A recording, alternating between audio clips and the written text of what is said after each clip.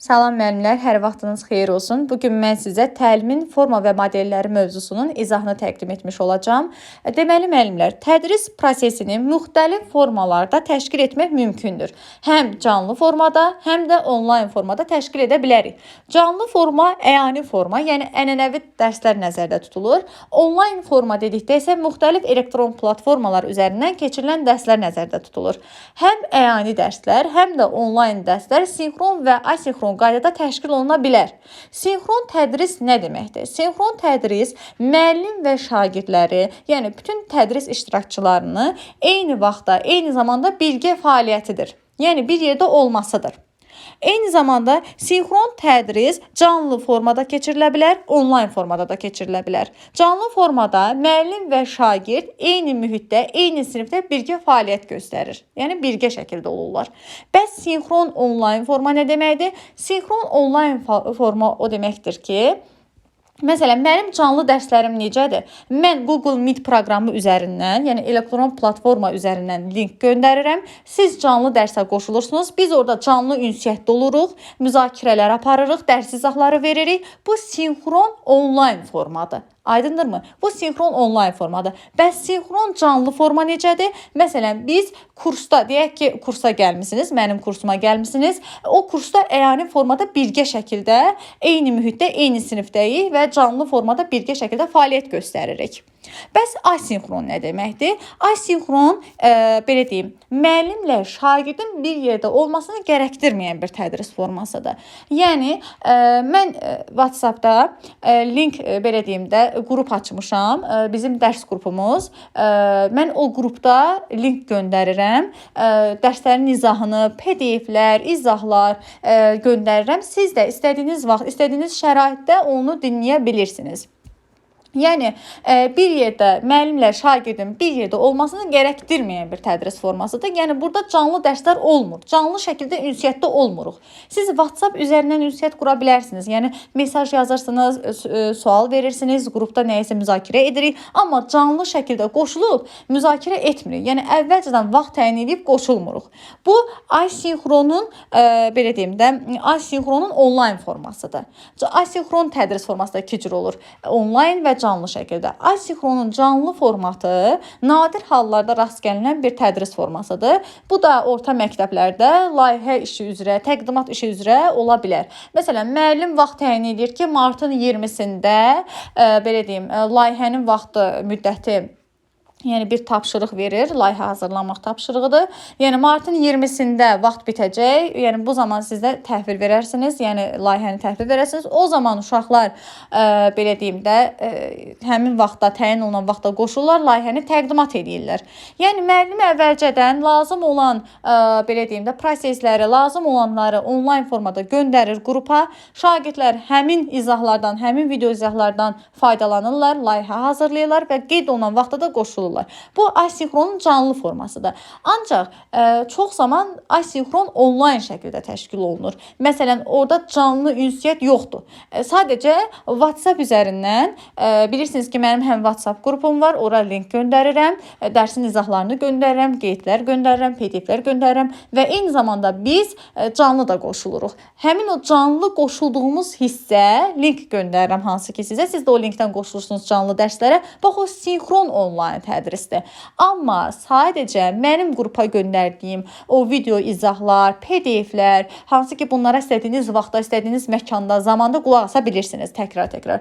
Hətta dərsə qoşulmayan müəllimlərimiz var ki, sadəcə izahlarla dərsə hazırlaşır, imtahana hazırlaşır, vaxt məhdudiyyətindən digər dərslərdən üst-üstə düşdüyü üçün sadəcə həmin o izahlardan yararlanır.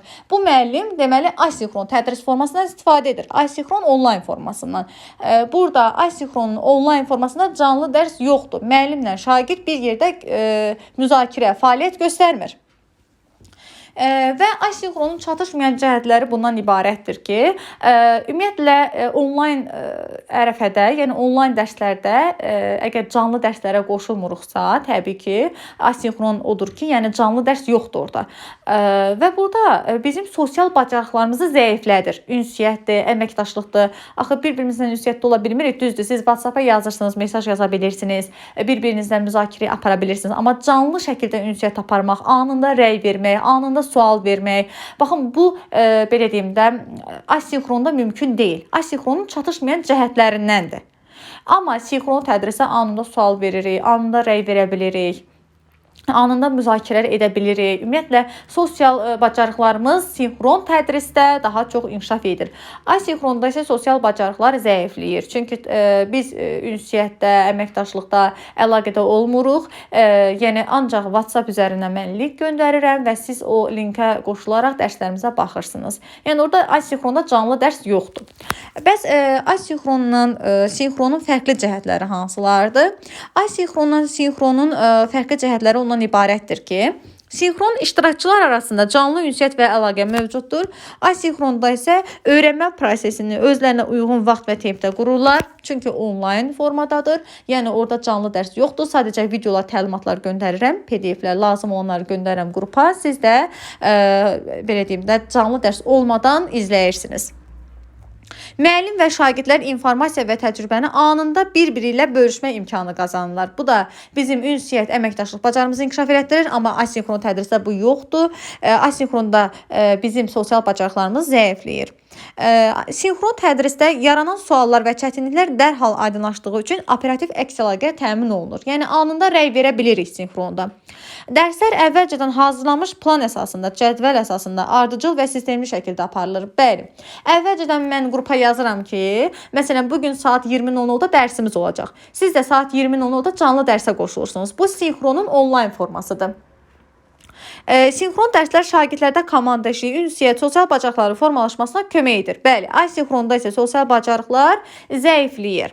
Asinxronda düşünmə, belə deyək də, düşünmə bacarıqları, düşünmə vaxtı çoxdur asinxronda, düşünmə vaxtı. Müstəqil və şəxsi məsuliyyət hissi güclənir asinxronda. Anında rəy vermək, anında cavablamaq, anında fikir bildirmək, müzakirə etmək sinxrondadır. Yəni, uzun bir vaxt yoxdur fikirləşməyə, düşünməyə. Anında sual veririk, anında cavab alırıq. Amma asinxronda uzun bir vaxt verilir. Ona görə də düşünmə dərin olur. Dərin düşünmə asinxrondadır. Bax, yadınızda saxlayın, qeydlərinizi aparın. Dərin düşünmə asinxrondadır. Amma sinxronda anında düşünüb, anında rəy verdiyimiz üçün sinxronda belə deyək də, dərin düşünmə inkişaf etmir. Və sosial bacarıqlar asinxronda inkişaf edir, sosial bacarıqlar, yəni ünsiyyət, əməkdaşlıq. Amma asinxronda ünsiyyət, əməkdaşlıq inkişaf etmir. Yəni, zəifləyir sosial bacarıqlarımız. Bəs hibrid tədris forması nədir? Hibrid tədris forması həm asinxronun, sinxronun qarşı formasıdır. Yəni, məsələn, mən əyani formada, kursda dərs keçirəm, əyani formada. Gələ bilməyənlər, qoşula bilməyənlər, əyani formada gəlib dərsdə iştirak edə bilməyənlər üçün də telefonda, planşetdə onlayn dərs, yəni canlı dərs açıram, YouTube üzərindən canlı dərs açıram. Həmin o gələ bilməyənlər, əyani sürətdə iştirak edə bilməyənlər də onlayn şəkildə qoşulurlar. Yəni, bir sinif daxilində, bir sinif mühitində mən iki tədris formasından, həm sinxron, həm də asinxron tədris formasından istifadə edirəm. Və biz bu elektron platformaları həm sinxron tədrisdə, həm asinxron tədrisdə, həm canlı dərsdə, həm onlayn dərsdə istifadə edə bilirik. Yəni, canlı dərslərdə belədir ki, əyani formada olan canlı dərslərdə elektron lövhədən istifadə edirik, planşetdən, telefondan istifadə edirik. Yəni, bunlardan istifadə edə bilirik. Amma asinxron tədrisdə bəzən çatışmayan cəhətləri internetin zəifliyi ola bilər. Belə deyək də, telefonun funksiya imkanlarının məhdudiyyəti ola bilər. Düzdürmü? Məsələn, elə proqramlar var ki, dəstəkləməz. Məsələn, mən deyək ki, Teams-də keçirəm, Teams yüklənməyə bilər və yaxud da internet problemi ola bilər. Yəni, sinxron çatışmayan cəhətləri budur. Eyni zamanda sosial bacarıqlar da zəifləyir asinxronda. Asinxron çatışmayan cəhətləri hansılardır?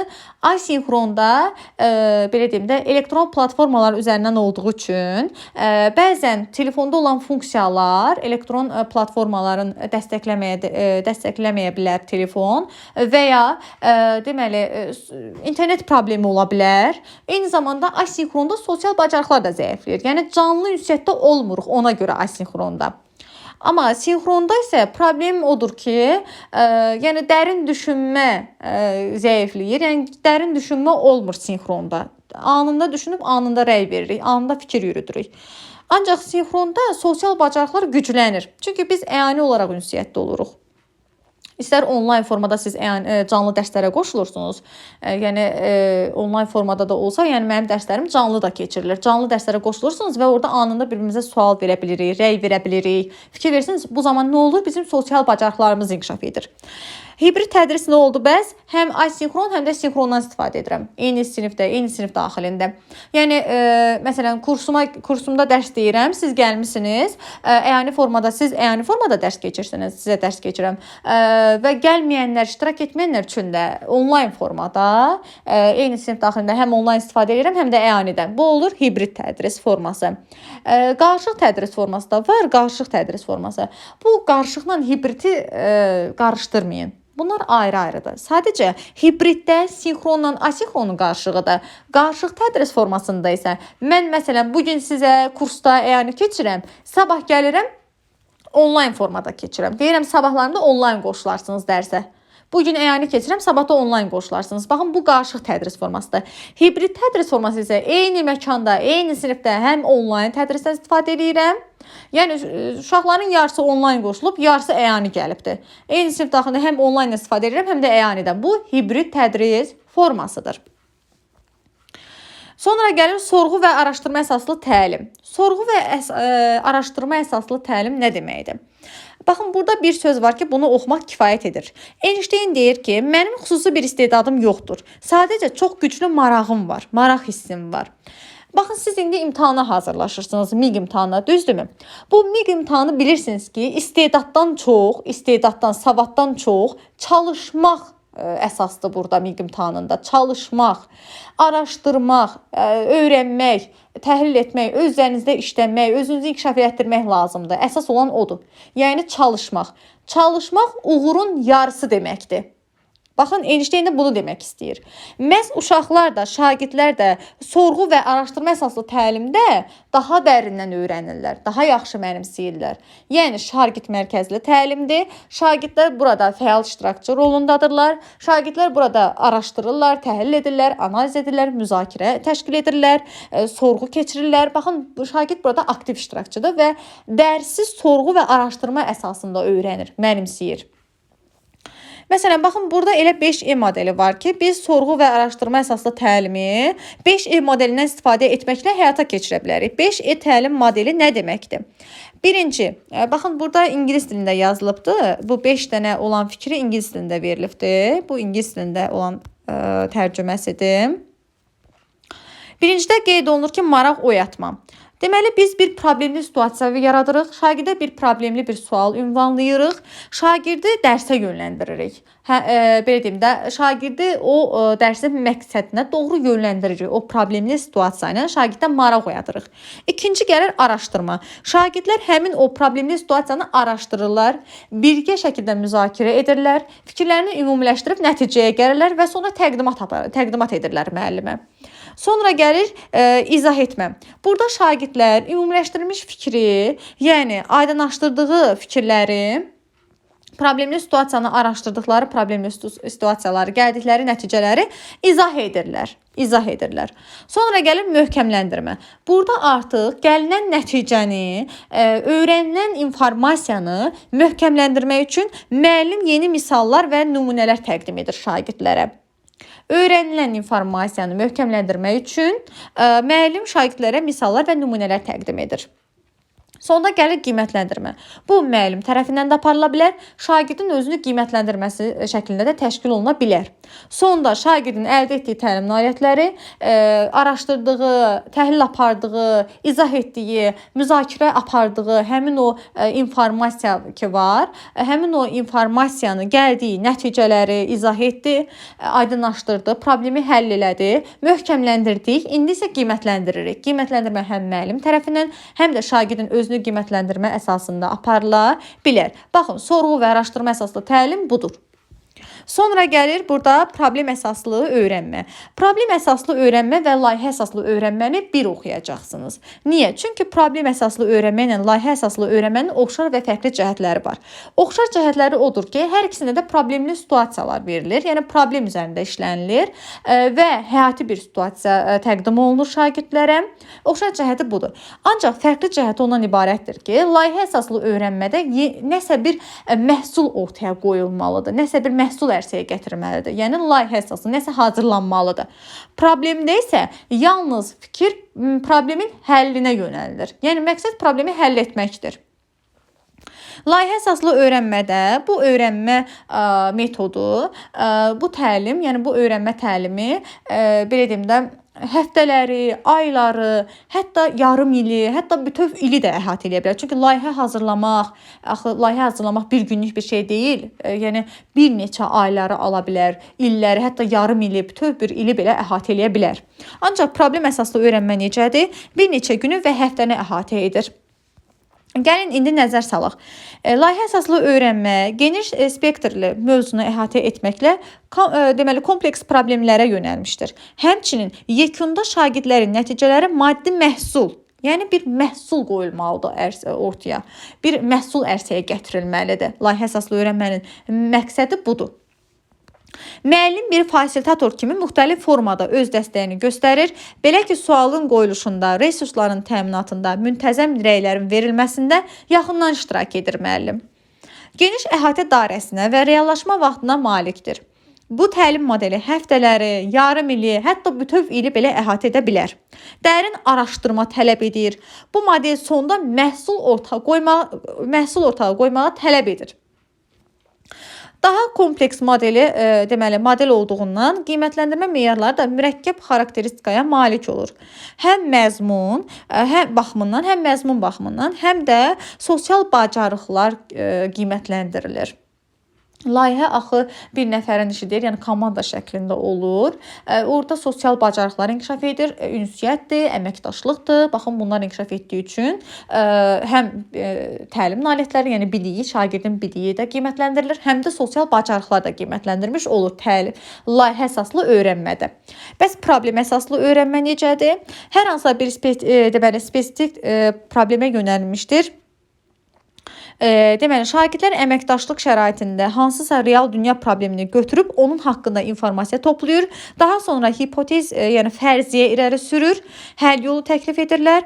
Hər nə qədər problem əsaslı öyrənmədə müəllimin fasilitatorluğu rolu davam etsə də, o bir addım geridə qalaraq şagirdlərin problemi seçməsi, informasiyanı toplaması və problemin həllinin formalaşdırılmasında onlara sərbəstlik verir. Bir neçə günü və ya həftəni əhatə edir. Məqsəd təqdim edilən konkret problemi həll etməkdir burada. Burada bir məhsul ortaya qoyulmur. Bir məhsul gerçəkləşmir. Aydındırmı? Heç nə hazırlanmır burada. Burada sadəcə fikir, məqsəd problemin həllinə yönəlmişdir. Digər tərəfdən problem əsaslı öyrənmədə isə problemin həlli prosesi, tənqidi düşüncə və təklif edilən həll yolunun keyfiyyəti baxımından qiymətləndirmə aparılır. Bəs layihə əsaslı öyrənmədə necə idi? Layihə əsaslı öyrənmədə həm təlim nailiyyətləri qiymətləndirilir, həm də sosial bacarıqlar qiymətləndirilir. Burada isə təklif edilən həll yolunun keyfiyyəti baxımından qiymətləndirilir. Həm də tənqidi düşüncəsi qiymətləndirilmiş olur.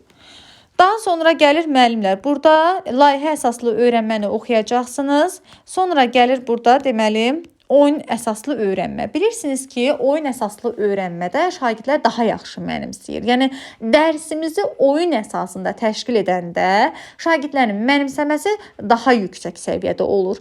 Məsələn, baxın burada qeyd olunur ki, milyonçu şousu formatında bilik yarışı keçirməklə şagirdlərin cavablarına uyğun xal toplamasına çalışmaqla öyrənməyə maraq artıra bilərik. Və yaxud da deməli, il ərzində 5 təqdimat hazırlayın. Birinci səviyyə üçün nəzərdə tutulan cəsur titulu, 10 təqdimat hazırlayan mübariz titula, 15 təqdimat hazırlayan qəhrəman titulu veriləcək. Yəni, belə motivasiya edici oyunlar hazırlaya bilərik ki, şagirdin dərsə marağını həm cəlb edirik, həm dərsi daha yaxşı, effektiv qurmuş oluruq, həm daha yaxşı mənimsəməsinin yadda qalmasını təmin edirik. Oyun əsaslı öyrənmə vacibdir şagirdlərin mənimsəməsi üçün. Çünki şagirdlərin marağı daha çox, dərsə marağı daha çox oyanır oyun əsaslı keçirəndə dərsi. Sonra gəlir birbaşa təlim. Birbaşa təlimi necə yadınızda saxlayırsınız? Effektiv dərs metodudur. Birbaşa təlim nə deməkdir? Birbaşa təlim effektiv dərs metodudur, dərs keçmək metodudur. Məsələn, baxın burada qeyd olunur ki, birbaşa təlim metodunu necə həyata keçirmək lazımdır? Birinci, tədrisə daha öncə öyrənilənlərin qısa təkrarı ilə başlayın. Tədrisə daha öncə öyrənilənlərin qısa təkrarı ilə başlamaq lazımdır. Daha sonra nə edirik? Yeni materialı kiçik hissələrlə təqdim edərək və hər hissədən sonra şagird fəaliyyətinə yer ayırın. Deməli, yeni dərsi kiçik hissələrə bölürük, yeni materialı yeni dərsi kiçik hissələrə bölərək təqdim edirik və hər hissədən sonra şagirdin fəaliyyətinə yer ayırırıq ki, şagird sual versin, soruşsun. Daha sonra gəlir modellər və işlənmiş nümunələr təqdim edin. Modellər, əyani olaraq yəni vasitələr, nümunələr təqdim etməliyik. Şagirdin öyrənməsi üçün, öyrənməsini təmin etmək üçün bunları həyata keçirməliyik. Daha sonra nə etməliyik? Anlamanı yoxlamalıyıq. Anlamanı necə yoxlaya bilərik? Suallar verməklə, refleksiya etməklə, düzdürmü? Tapşırıqlar verməklə. Daha sonra gəlir, deməli, şagirdlərin sizin köməyinizlə yeni mövzunu tətbiq etməsinə şərait yaradın. Məsələn, riyaziyyat müəllimisiniz, bir misal verirsiniz. Hər misalı, deməli, misal verdikcə bir nümunə olaraq misal verirsiniz. Həmin şagird misalı həll edəndə siz ona kömək edirsiniz. Sonra çətin tapşırıqlar üçün müvəqqəti dəstək verin. Həmin şagird, belə deyək də, misalda çətinlik çəkəndə biz ona dəstək oluruq. Bir növ elə bir ki, scaffolding rolunu oynamalıyıq. Scaffolding rolunu, yəni kömək, dəstəkləyici olmalıyıq. Məqsədə çatınca şagirdə dəstək olmalıyıq. Daha sonra burada var müəllimin səsli düşünməsi şagirdin dərsi yaxşı yadda qalmasını təmin edir. Məsələn, riyaziyyat müəllimi deməli izah eləyir, yəni səsli düşünə izah eləyəndə şagirdlər yaxşı mənimsəyir. Bir də var ki, məsələn, elə müəllimlərimiz var ki, riyaziyyat müəllimlərinə aiddir.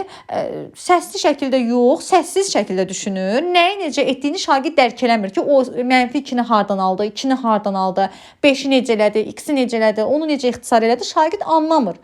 Deməli, müəllim səsli düşünə, izah eləyə o dərsi izah etməlidir. Bu zaman şagirdin öyrənməsi daha effektiv, daha yüksək səviyyədə olur.